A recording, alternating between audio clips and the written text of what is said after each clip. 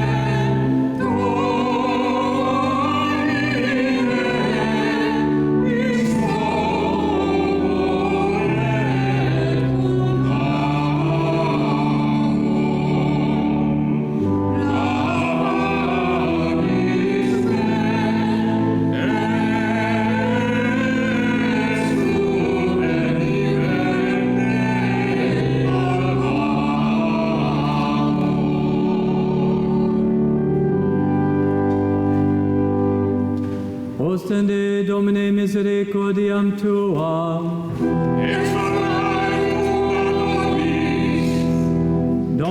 Domine exaudi rationem mea. Dominus vobiscum. Oremus. Exaudi nos Domine Sancte Pater Omnipotens Aeterni Deus, et mitere dignaris sanctum angelum tuum de celis, qui custodiat, foveat, protegat, visitet, atque defendat omnes habitantes in hoc habitaculo, per Christum Dominum nostrum.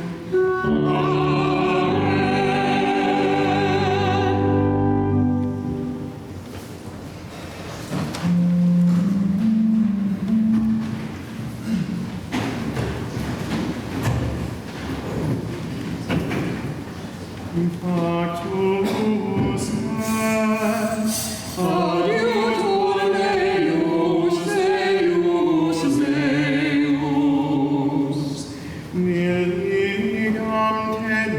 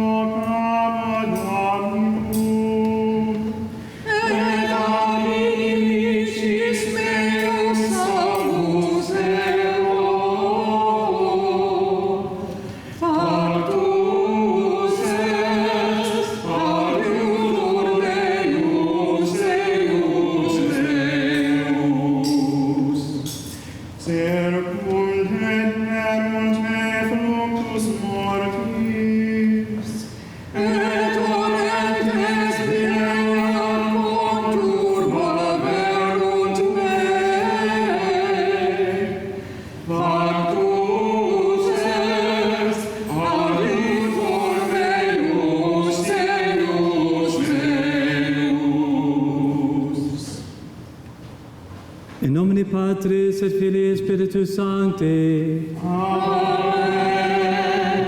Dominus vobiscum. Et cum spiritu tuo. Fratres, annuscamus peccata nostra, ut apticimus al sacra mysteria celebranda.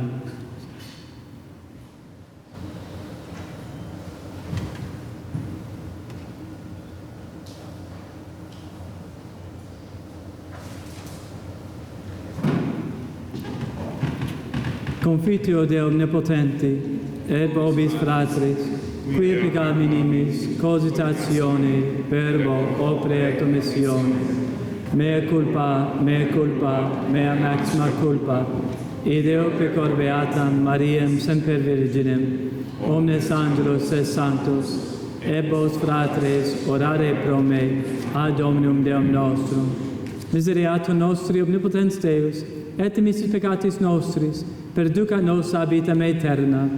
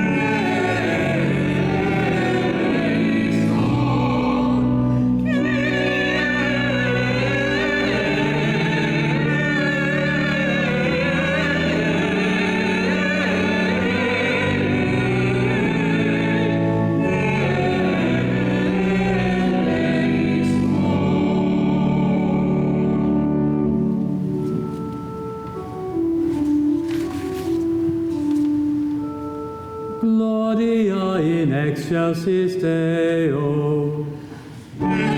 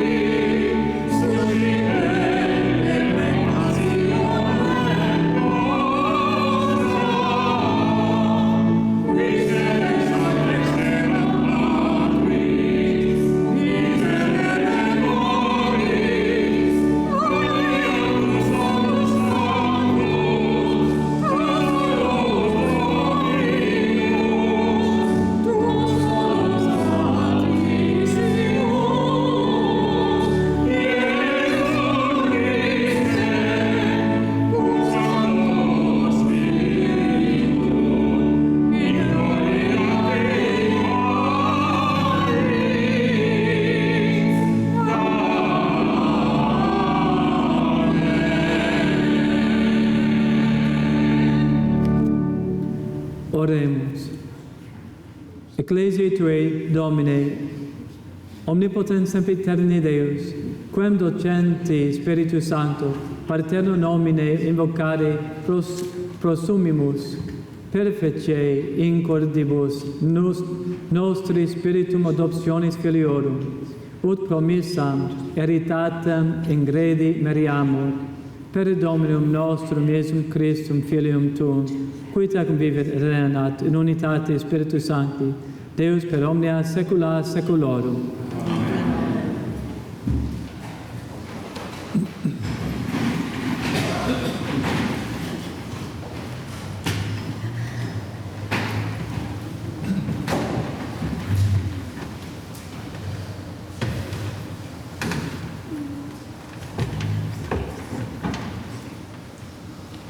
A reading from the Book of Wisdom. The night of the Passover was known beforehand to our fathers, that, with sure knowledge of the oaths in which they put their faith, they might have courage. Your people awaited the salvation of the just and the destruction of their foes. For when you punished our adversaries, in this you glorified us, whom you had summoned. For in secret the holy children of the good were offering sacrifice, and putting into effect with one accord the divine institution. Verbum Domini.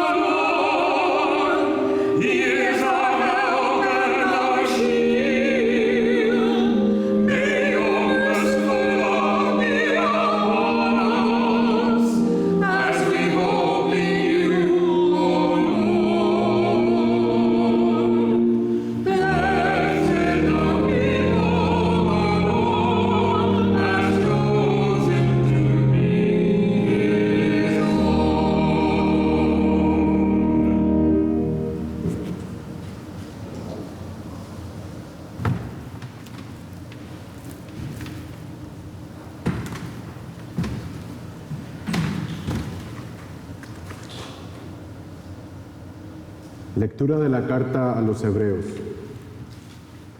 Hermanos, es la forma de poseer ya desde ahora lo que se espera y de conocer las realidades que no se ven. Por ella fueron alabados nuestros mayores. Por su fe, Abraham, obediente al llamado de Dios y sin saber a dónde iba, partió hacia la tierra que habría de recibir como herencia.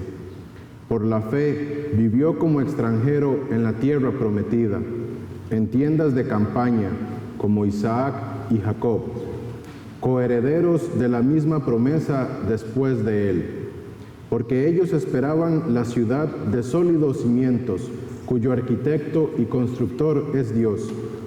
Por su fe, Sara, aun siendo estéril y a pesar de su avanzada edad, pudo concebir un hijo, porque creyó que Dios habría de ser fiel a la promesa.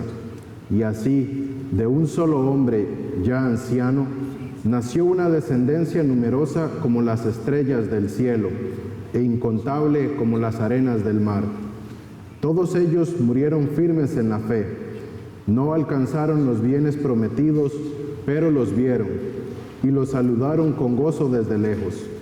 Ellos reconocieron que eran extraños y peregrinos en la tierra. Quienes hablan así dan a entender claramente que van en busca de una patria, pues si hubieran añorado la patria de donde habían salido, habrían estado a tiempo de volver a ella todavía. Pero ellos ansiaban una patria mejor, la del cielo. Por eso, Dios no se avergüenza de ser llamado su Dios, pues les tenía preparada una ciudad. Por su fe, Abraham, cuando Dios le puso una prueba, se dispuso a sacrificar a Isaac, su hijo único, garantía de la promesa, porque Dios le había dicho: de Isaac nacerá la descendencia que ha de llevar tu nombre. Abraham pensaba, en efecto, que Dios tiene poder hasta para resucitar a los muertos. Por eso le fue devuelto Isaac, que se convirtió así en un símbolo profético. Verbum Domini.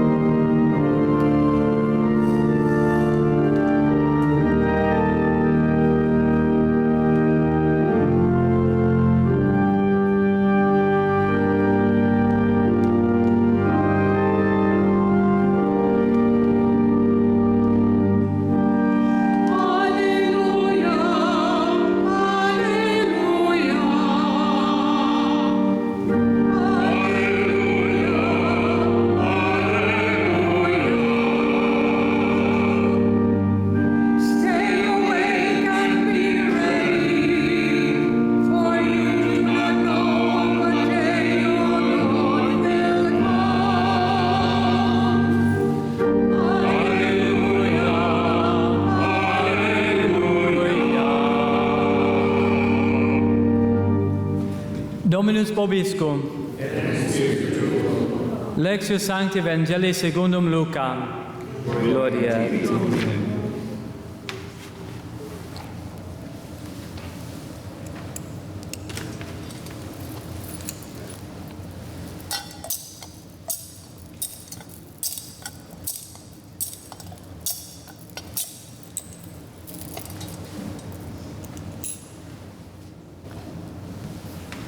Jesus said to his disciples, "Gird your loins and light your lamps, and be like servants who await their master's return from a wedding, ready to open immediately when he returns and knocks.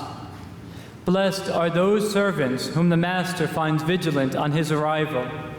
Amen, I say to you, he will gird himself, have the servants recline at table, and proceed to wait on them. And should he come in the second or third watch and find them prepared in this way, blessed are those servants.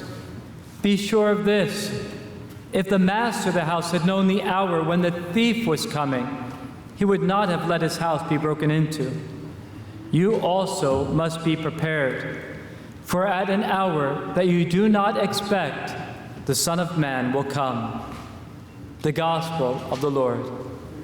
Praise to you, Lord Jesus Christ. Alleluia, alleluia. Well, good afternoon. Buenas tardes. Buenas tardes. Just a couple of announcements before I begin the homily. We'll have the Youth, Junior, and Children's Oratory. It's going to be a Water Wars night, water games. So on August 14th at 7 p.m., so that's next Sunday. Also, RCIA classes start for both adults and for children. Please check out in the entrance to the church information. You can speak with Sean in the office. Also, the first part of our music ministries recital series will be on Sunday, August 21st at 3:30 p.m. Mary Klein, a professional pianist and a parishioner of St. Anthony's, who also does concerts all over the world, is going to be doing this recital. She'll be playing Schubert, Brahms, and Rachmaninoff. And so if you're interested in that, you can speak to Sean after the Mass. There'll be somebody outside or something. And we also have little cards with the information on it for what day it is. So hay oratorio para los niños el domingo que viene, el 14 de agosto a las 7 de la tarde.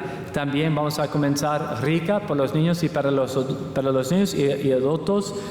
Por favor, puede encontrar información en la entrada de la iglesia o también puede hablar con Sean en la oficina. Y también el retiro de los estudiantes de Rica va a comenzar en 2 semanas. Also, vamos a tener una serie de recitales, y la primera es de Mary Klein, es una pianista, y es el 21 de agosto a las 3:30 aquí en la iglesia. Hay boletas con información en la entrada de la iglesia. So last week we left off with Moses ascending Mount Nebo. So Moses is up on Mount Nebo and he's looking over and he can see the promised land. But remember what we said last week? He was not permitted to enter into the promised land.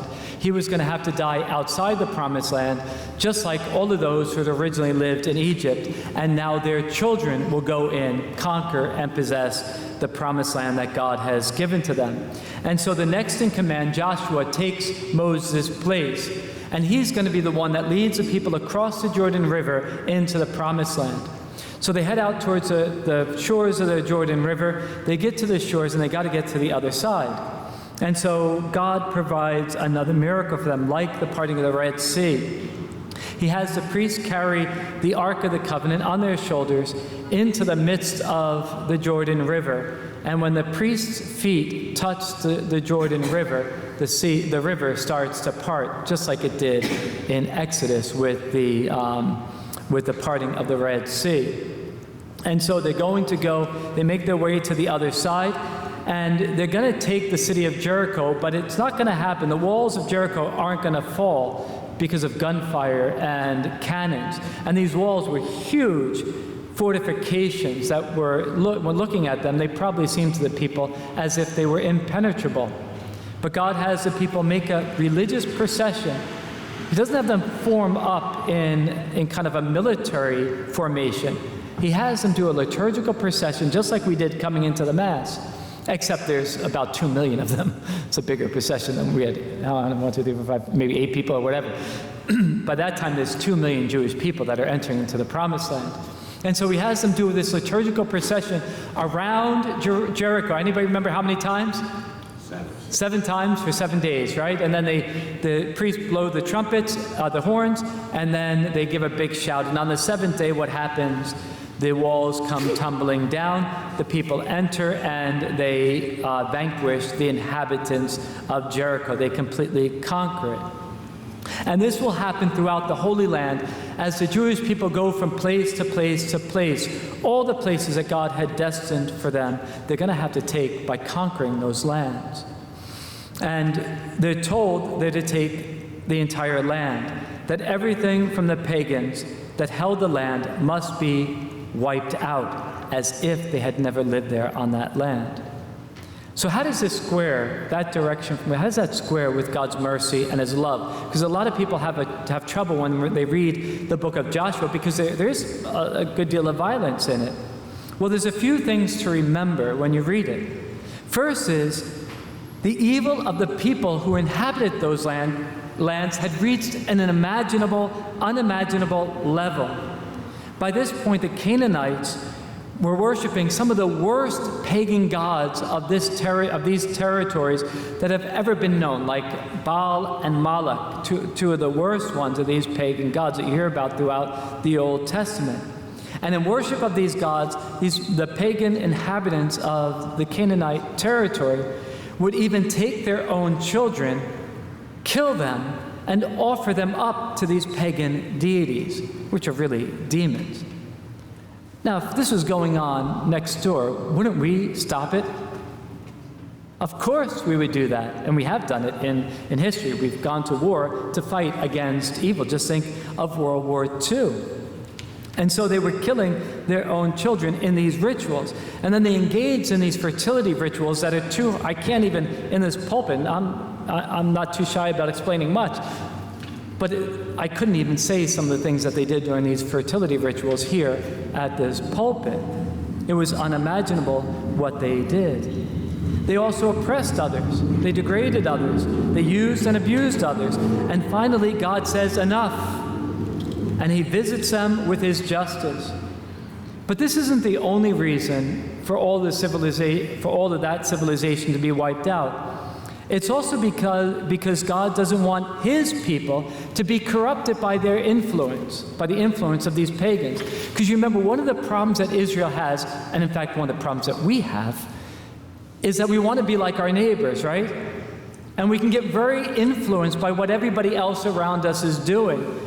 And so if the people around them, the people living with them, are practicing these pagan things, what are the people going to be tempted to do? Practice those same things, right? So they got to go. They just got to go. Those practices have to be completely wiped out. And the third thing is, we have to remember what we're reading in the book of Joshua. Remember when we talked about the book of Genesis, I mentioned that there were different genres in the Bible. There's allegory, there's poem, there's kind of like biography or gospel.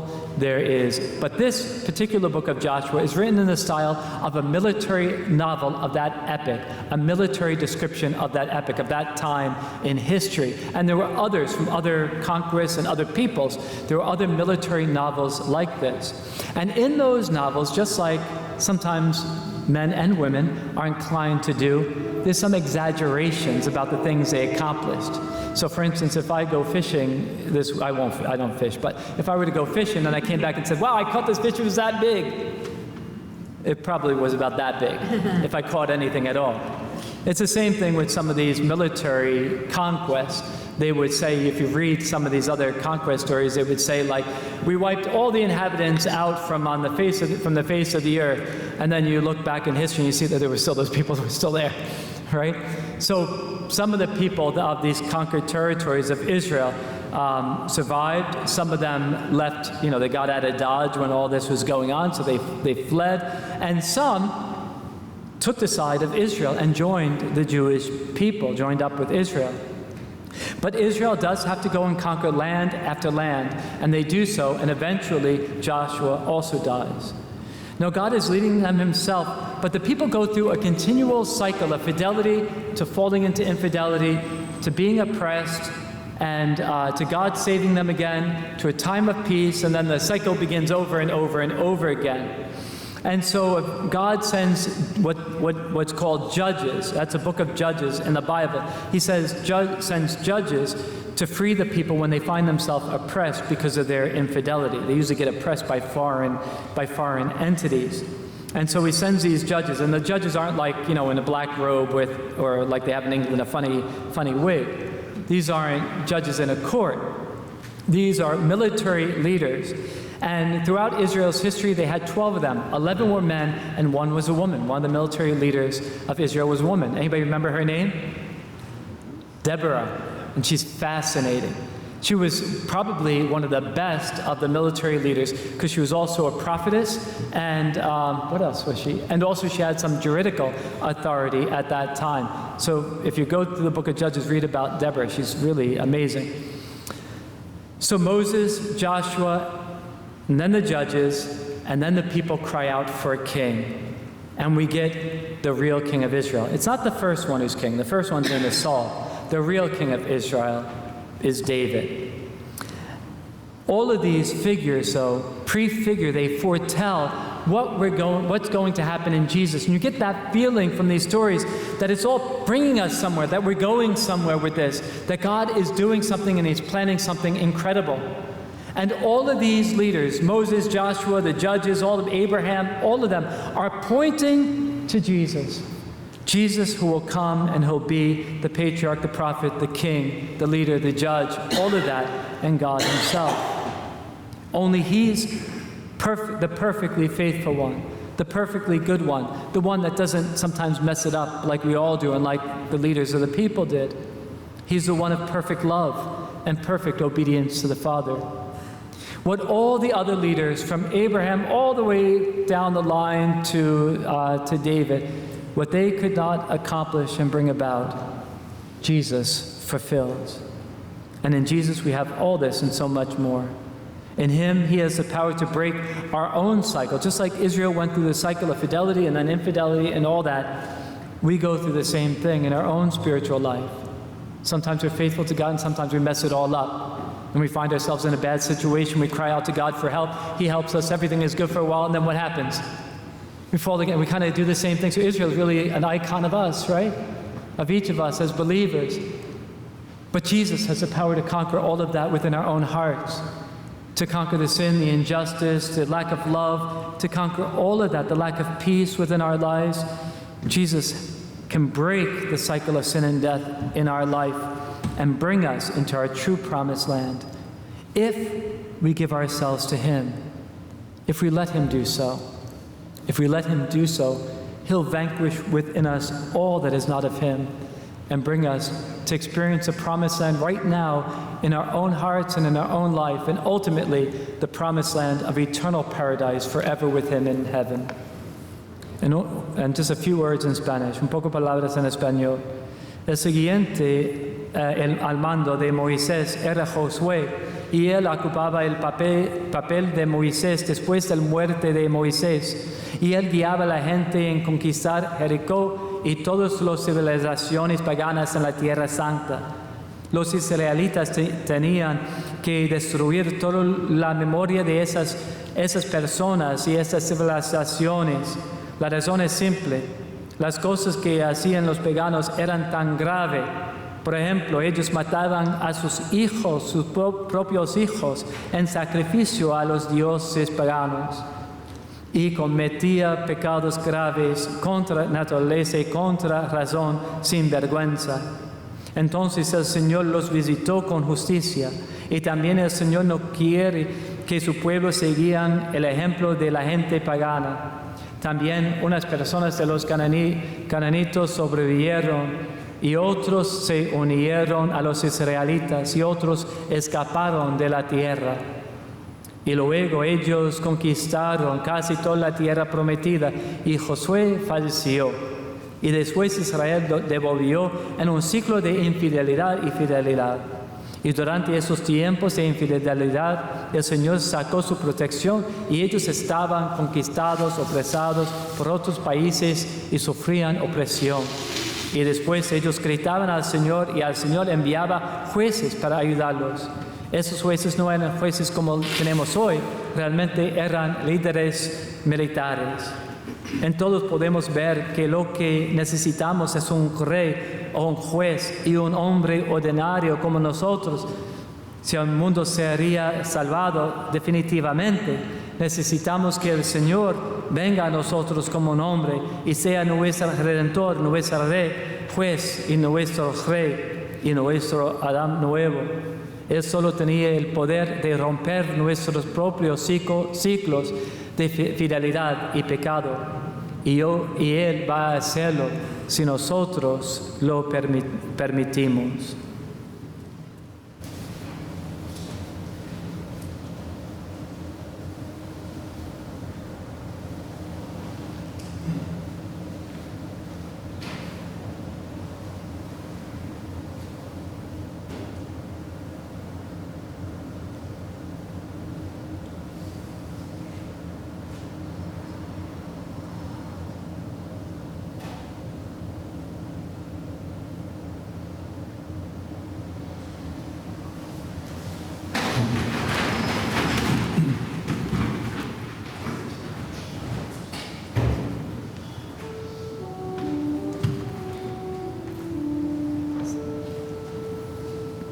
Credo in unum Deum.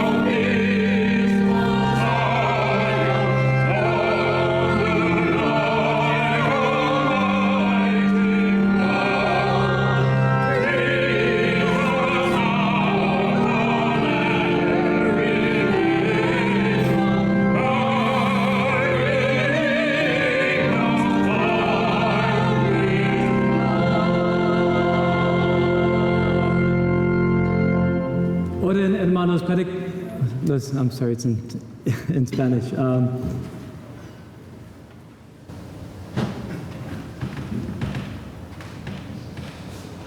What is it?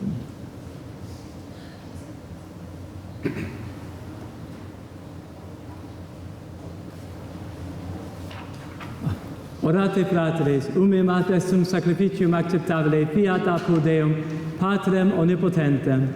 Suscita Dominus sacrificium eius tuis ad laudem gloriam Domini sui, ad unitate temporis nostrum quae et Christi Salus Sancte. Ecclesiae Tuae Domine, munera placatus assume, quae et misericords offrenda tribuisti, et in nostri salutis potenter efficis transire mysterium, per Christum Dominum nostrum. Amen.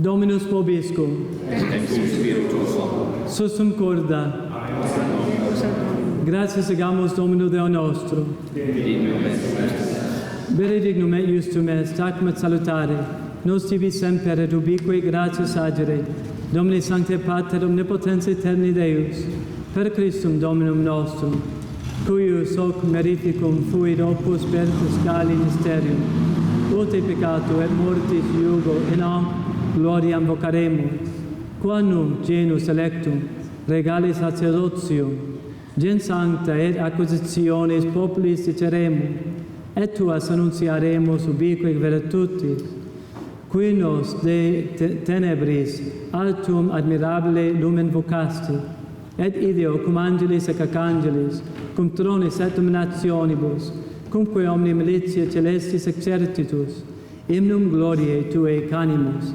sine fine dicentes.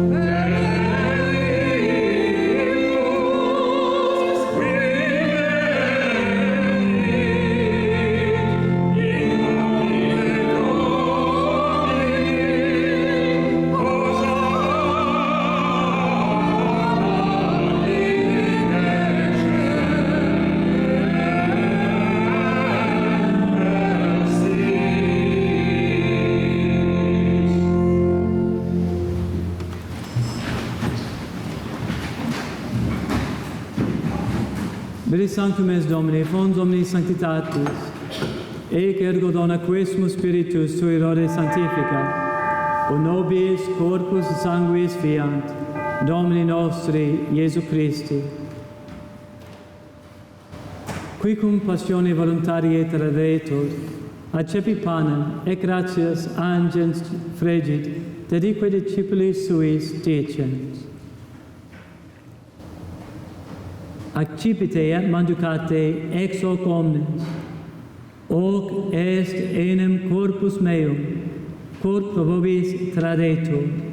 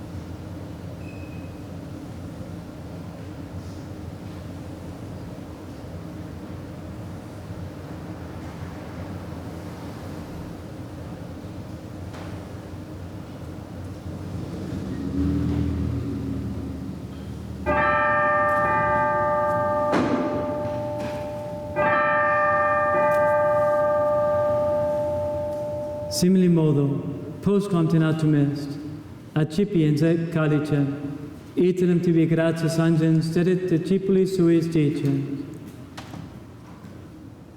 Accipite et bibite, exeo omnes, hic est enim cali sanguinis mei, novit aeterni testamenti, qui pro vobis et pro multis effundetur, in remissionem peccatorum, hoc facite in meum commemorationem.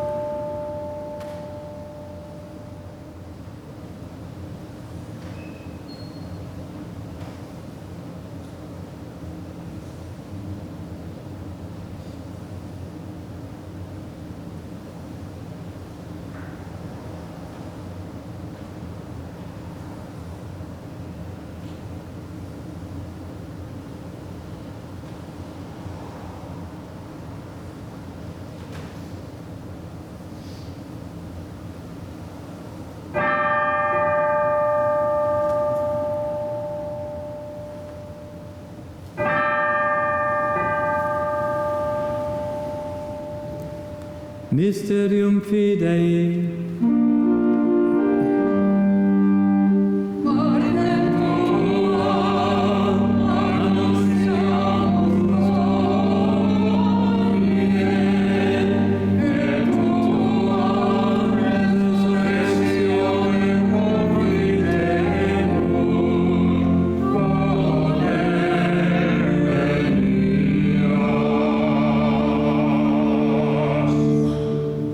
Sititur mortis et resurrectionis eius, tibi Domine panem vitae, et calitem salutis offerimus.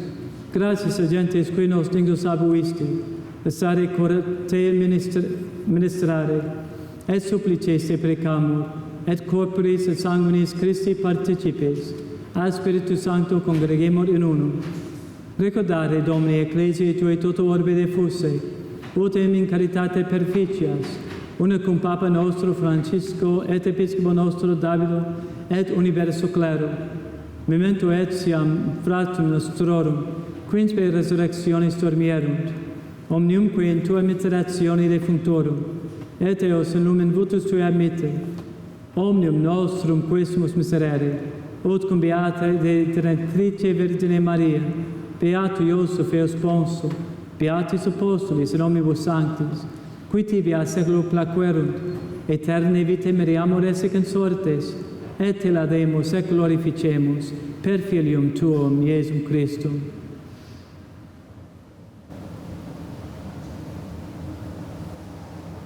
Per ipsum et cum ipso et in ipso, est sibi Deo Patri omnipotenti, in unitate Spiritus Sancti, omnis honor et gloria per omnia saecula saeculorum.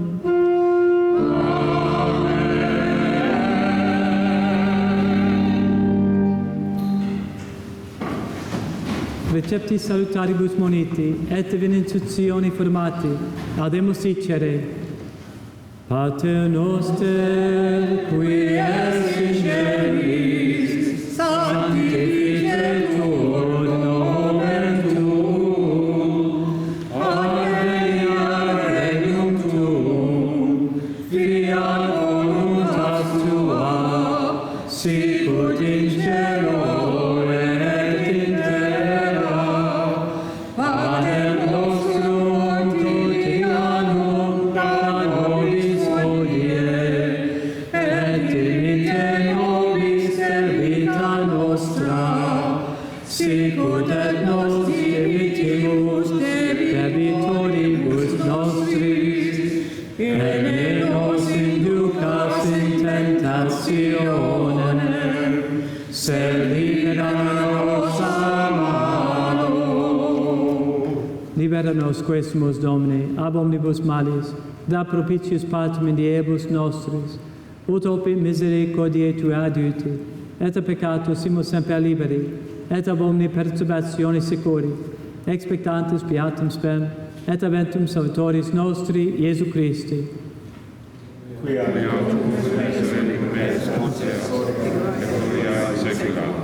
Domini Iesu Christi, que existi apostolis tuis, patem lincu vobis, patem meam de vobis, ne respicias peccata nostra, sed fidem ecclesiae Tuae, e amque secundum valutatem Tuam, pacificari equo adonari digneris, qui vies renas in saecula saeculorum. Amen. Pax Domini sit semper vobiscum. Et in spiritu tuo.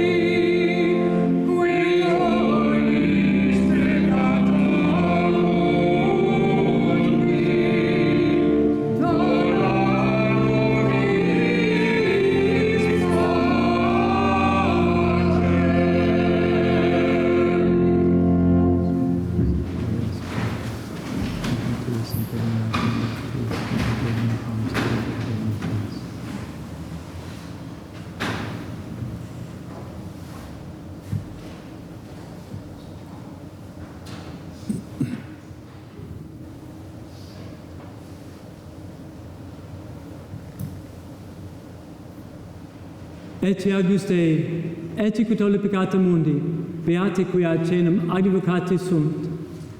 Domine nostrum munis, ut entris sub tectum meum, sed tantum de verbo, et senabitur anima mea.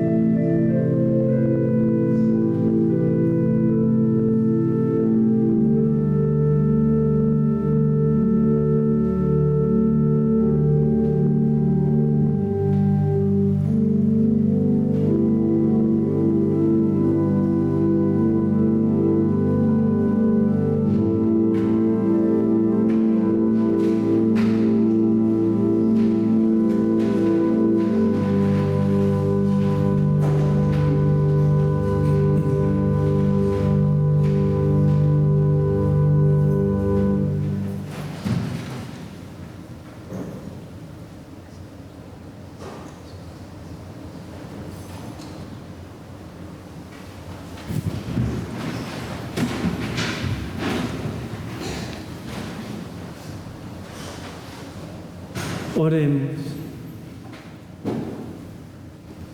Sacramentorum tuorum Domine, communio sumta nos salvet, et in tue veritatis luce confirmet, per Christum Dominum nostrum. Amen. Dominus vobiscum. Benedicat vos omnipotens Deus, Pater et Filius et Spiritus Sanctus. Amen. Ite missa est. Deo gratias.